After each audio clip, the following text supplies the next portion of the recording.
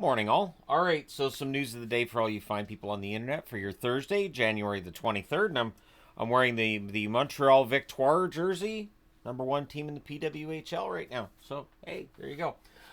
So, news from around the National Hockey League and elsewhere. Kaprizov and Spurgeon will return tonight. So that was the speculation yesterday. It's been confirmed today. They will both be in the lineup against the Utah Hockey Club. Minnesota really desperately needs both of those players back. Spurgeon's fantastic on the blue line. Now they've got Spurgeon back, Faber back. They're still missing Brodin. But with Kaprizov back too, it really should help their fortunes. And so we'll see how things go for Minnesota tonight and if that spurs them to a victory or not. Dobson. So yesterday the news on Dobson was just indefinite. That's been changed.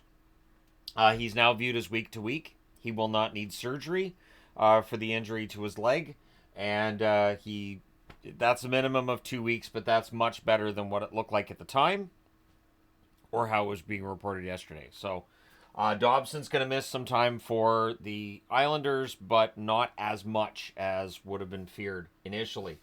William Karlsson is week to week for Vegas. So again, my rule is if it's week to week, it's at least 2 weeks. Karlsson is one of the best two-way forwards that doesn't get talked about. And in Vegas now you have Markstrom, who is also one of the best two-way forwards in the game. And I think it sort of causes people to overlook Wild Bill just a little bit. But Karlsson I still think is an excellent forward. So they're going to miss him while he's out. Cole Schwint's also been placed on IR, so a little bit of an injury bug with the Vegas Golden Knights at this time. They've also had some recent struggles, but again, no, I don't think there's anything to really be concerned about. The QMJHL, so Acadie Bathurst has been moved to St. John's. We knew that was coming, but they have named the team the Newfoundland Regiment. Perfect. Yep. As a little toddler running around, my family was stationed in Gander, so yeah. Base right there, and there's a proud history with the regiment in Newfoundland, so I think that's great, and hopefully this is the team that sticks. I think the branding's really nice, the colors are really nice, they did really well. It's like a navy, maroon, and cream color. Should be quite nice. Looking forward to that, and I will very likely get a jersey once those are available. So yeah, all the best to the Newfoundland Regiment. Hopefully this is the time that St. John's keeps the team. St. John's has struggled with keeping a team for a very long time. So hopefully this time around, Newfoundland gets to keep their team. So fingers crossed for that one. Put a team in Gander. Why not? Anyways, I might be biased because, lived there as a toddler. So big memories. The only thing I remember of living in Gander, though, is that obviously you're right near an international base or international airport. And I remember the jets flying over the house and the whole house rumbling. And that was terrifying as a toddler. Anyways, that being said, let me know if you're in Newfoundland. How do you feel about this? Do you think this is the one that's going to stick? Or are you kind of concerned like, well, we've lost so many? It just feels like St. John's has gone through so many different franchises in different leagues. But hopefully this is the one that sticks around. The Toronto Maple Leafs, last night, Hildeby did not have a great night last night. He didn't. Matt Murray's been recalled. Hildeby's been demoted back down to the Marlies. Very, very much agree with that decision. So Murray gets recalled. We'll see if he gets into games. This really is just kind of a balancing act until Stolarz is good to come back, which hopefully is soon. I mean, I haven't heard any updates, but as a Stolarz fan, I'd like to see him back in the lineup for Toronto. But Matt Murray being recalled, Wall's going to play a lot is basically what's going on there. So the draft, and I haven't done any videos on this upcoming draft at all, and I've stayed out of it. Now, James Higgins was seen as the most likely number one draft pick. There were others that were in that range, but now Erie defenseman Matthew Schaefer is seen as the favorite to go number one this June. He tops Bob McKenzie's list, and Bob McKenzie's list involves him talking to NHL scouts. And it's seen as a unanimous pick by the scouts he talked to. So Schaefer said he was honored to be at the top of the Bob McKenzie list. And I imagine that would be pretty amazing for these kids, right? To see their name on a list by a legend like Bob McKenzie. But at any rate, if Schaefer ends up going number one overall, it will be interesting to see. If it's a defenseman that goes first overall, does that change things for whichever team has the number one pick? we'll see how that all turns out, right?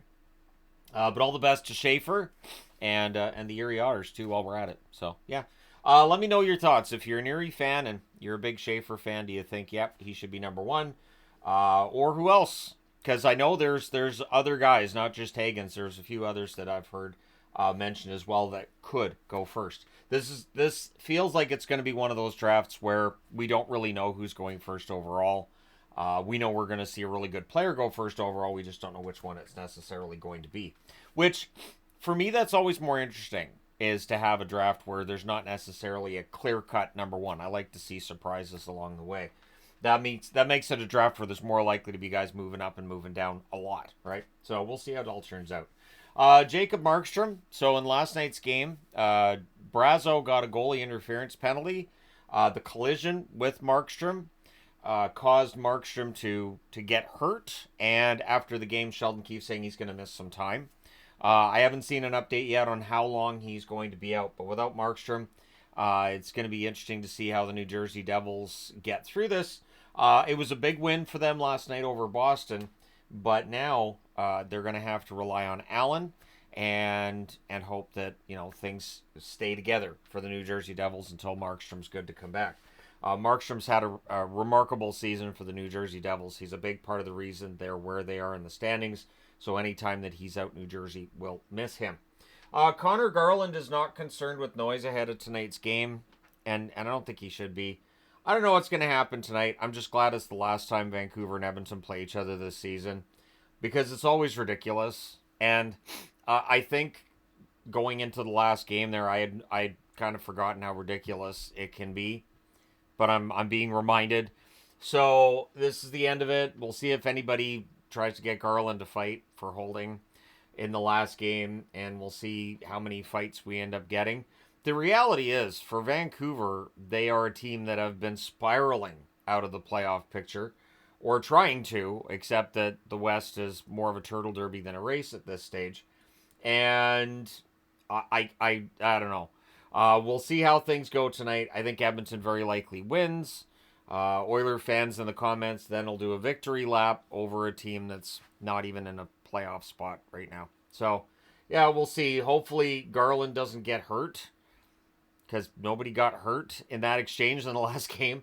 So, at any rate, we'll see what happens. But a lot of discussion before this game. And I sometimes I forget just how bonkers people can be. But the last couple of days I've been reminded. So yeah, once tonight's done and once whatever happens in tonight's game has happened, it's the last I have to worry about it until at least next October. And I am perfectly fine with that. That doesn't bother me at all. And if anybody wants to say, well, they could meet in the playoffs, that's funny. Anyways, so yeah, that'll be the end of it tonight. Sergachev will not play against the Wild tonight, so that's one thing to keep in mind if you're looking at the Minnesota-Utah game and thinking, who might win this? Well, Minnesota's getting Kaprizov and Spurgeon back. Utah will be without their best defenseman in Sergachev, so Utah, because they'll be dramatic underdogs, and in the NHL, things can be very, very, very unpredictable. So we'll see how things go tonight, but without Sergachev, Utah's going to be in tough. It means more ice time for other defensemen. Time to step up. For tonight's game against Montreal, Detroit will be slightly undermanned. Mott's not playing, and neither's Patrick Kane. Kane not playing hurts because that will probably negatively impact DeBrincat's potential for points and goals tonight. And Montreal, of course, absolutely red hot. Whereas Detroit, it feels like, have cooled off after their 7-game winning streak. But it should be an interesting game tonight between them and Montreal anyways. Part of an 11-game schedule in the National Hockey League. So let me know your thoughts in the comment section below. As always, don't forget to hit like and subscribe in the event you may not have done so already. Thank you guys so much for all your support as always. I will talk to you again soon.